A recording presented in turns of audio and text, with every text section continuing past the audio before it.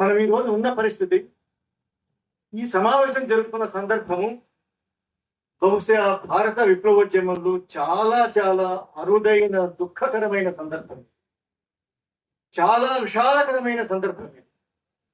మన ముందు తరాల వాళ్ళు విప్లవోద్యమంలో అనేక రకాల ఆటుపోట్లు అనుభవించి ఉంటారు, అనేక రకాల కష్టాలు అనుభవించి ఉంటారు.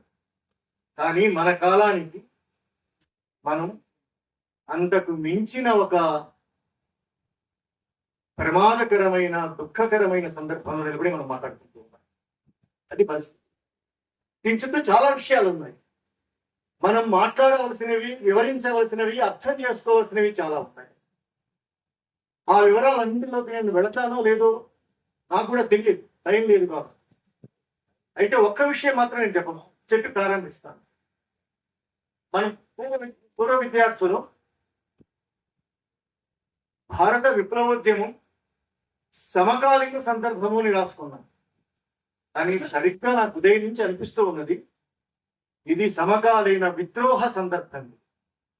ఈ సమకాలీన విద్రోహ సందర్భంలో మనం ఏం మాట్లాడుకుంటాము అనేది చాలా మనం జరుగుతున్న దాన్ని అర్థం చేసుకోవడానికే కాదు, మనం ఏం చెయ్యవలసి ఉంది, ఏమి చేయడానికి అవకాశం ఉంది అనేది కూడా మనకు తెలుస్తుంది.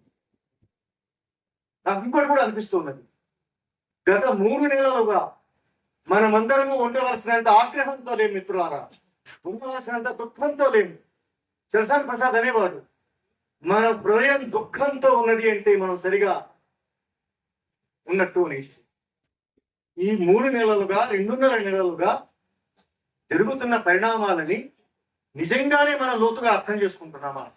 వీటి సారం ఏమిటో తెలుసుకుంటూ ఉన్నామా? ఎందుకు ఇలా జరిగిందో మనం తెలుసుకుంటున్నామా? ఇప్పటికైనా మనం తెలుసుకునే ప్రయత్నం చెయ్యాలి.